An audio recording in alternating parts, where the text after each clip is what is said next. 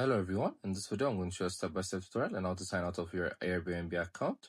So first we're going to go to the Airbnb app. Then next we're going to click on profile. Then once you scroll downwards, there's the logout button. You're going to click on it and click on logout. So as you can see, we've logged out. So they're going to suggest for you to log in again. So you're going to insert your email, then your password.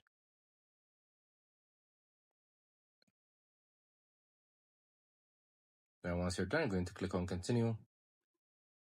Then as you can see, you're logged in. So this is how you basically do it.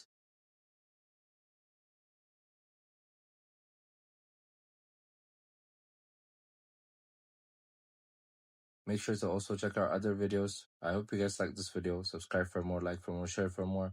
I hope to see you again. Goodbye.